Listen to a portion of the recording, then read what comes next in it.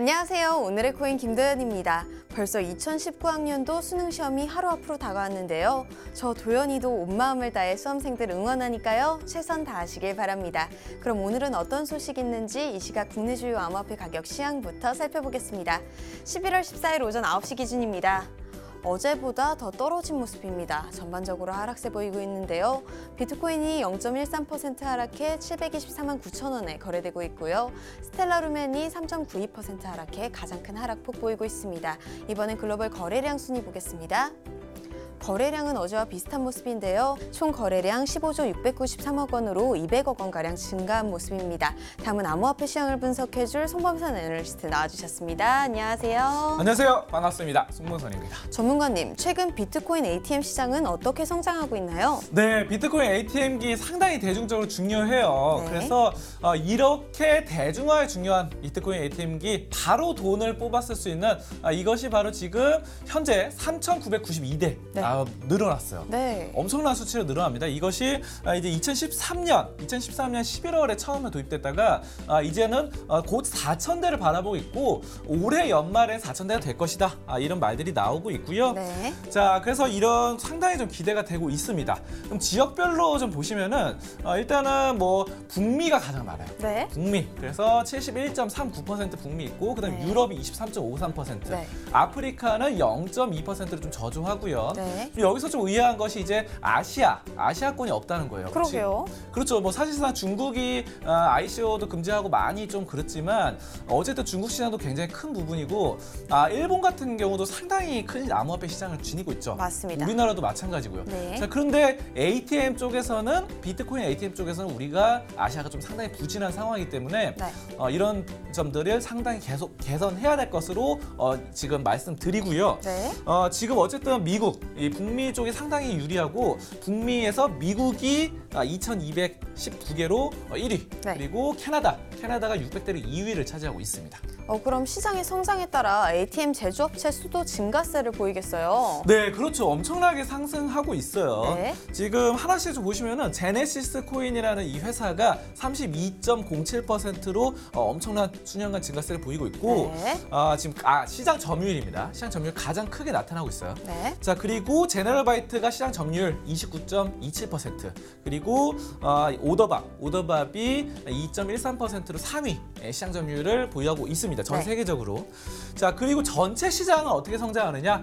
지금 좀 예상이 나오고 있는데 지금 2018년이잖아요. 네. 그래서 2023년까지 5년 동안 무려 54.7% 시장이 성장한다고 합니다. 네. 자, 그래서 이 성장률을 좀 비교를 해보자면은 우리나라 지금 국가 GDP, 뭐 경제 성장률 요즘 어떻게 되고 있으면 2%, 3% 성장한다 이런 말들이 있어요. 네. 자, 근데 이런 것들을 5년 동안 반복하면은 10%에서 15%가량 성장이 가능합니다. 그렇죠. 자, 그런데 이 암호화폐 비트코인 ATM기가 54% 성장하는 데 엄청난 수치고요.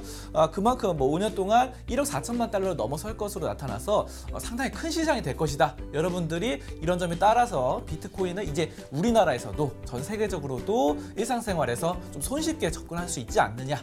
이런 말들이 나오고 있고 상당히 긍정적인 신호로 해석되고 있습니다. 네. 자, 그럼 차트 보면서 얘기 나눠보도록 하겠습니다. 네, 이렇게 ATM기에는 긍정적인 신호가 있는데 오늘 차트 어떤가요? 뭐 사실상 뭐 그렇게 좋지는 않았어요. 네. 비트코인도 옆으로 가면 좀 보합세가 나타났고요. 대부분은 좀 약간 보합세고 좀 제각각의 모습을 보였습니다. 네. 리플은 좀 다소 아쉬운 상황이었는데 리플 어제 아침에는 상당히 좋았어요. 네. 이게 올라가면서 좀 좋게 꾸준히 좀 나타나다가 이제 어제 오후부터 해서 좀 빠지기 시작합니다. 네. 자, 그럼에도 불구하고 리플은 상당히 큰 호재가 많아서 아직까지는 반등 가능성이 굉장히 높다라고 말씀드리겠습니다. 네.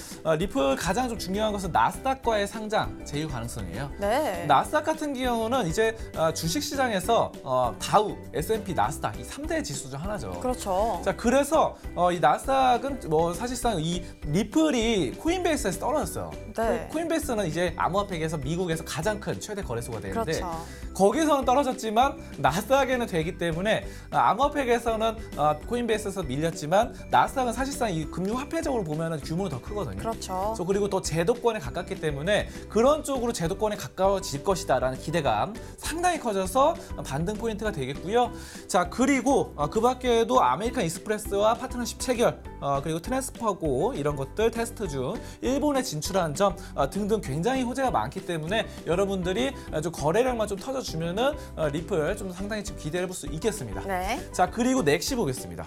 넥시 엄청나게 급등을 했는데 네. 넥시 같은 경우는 바이낸스 토큰이 11월 9일에 상장하면서 엄청난 상승이 나타났어요. 네. 도현 씨도 얼마 전에 넥시 갔다 오셨죠? 네, 얼마 전에 넥시빅 거래소 다녀왔습니다. 네, 방송에서 나왔었는데 네. 어쨌든 거래소잖아요. 탈중앙화 거래소. 네. 자, 그래서 넥시 자체도 토큰을 발행했고, 자, 그리고 아까 말씀드렸던 바이낸스도 거래소인데 거기서도 이 토큰을 발행했어요. 그렇죠. 마이닝을 하면서요. 네, 그 토큰이 넥시에 상장이 되는 거고, 그리고 이제 넥시 자체적인 코인도 말씀드리자면은 넥시 같은 경우는 채굴 쪽으로 발달돼 있죠. 네. 자, 그리고 거래 수수료라던가 이런 부분들 또 보상으로 에어드랍이 있으니까 이런 부분들 여러분들 좀 상당히 살펴보면서 추세 살려서 좀 접근하신다면은 좋은 결과 있을 것 같습니다. 네. 여기까지 암호화폐 종합 분석 시간이었습니다. 네, 오늘도 좋은 소식 고맙습니다.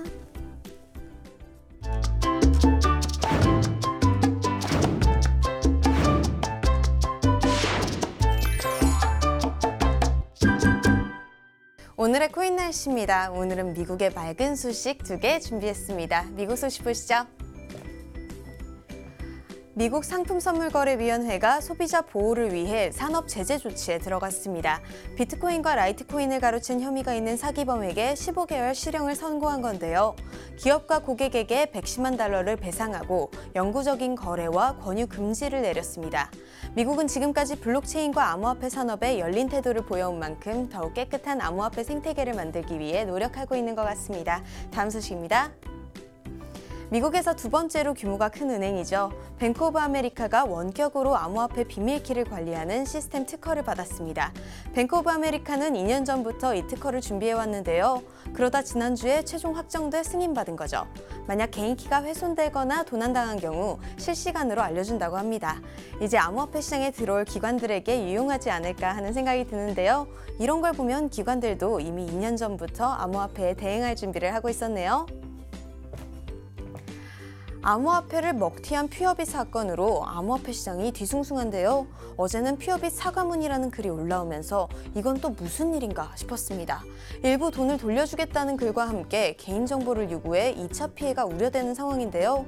일각에서는 사건의 범인이 이더지갑 현금화를 실패해 API 시크릿 키를 요구하는 것이라고 말하기도 합니다.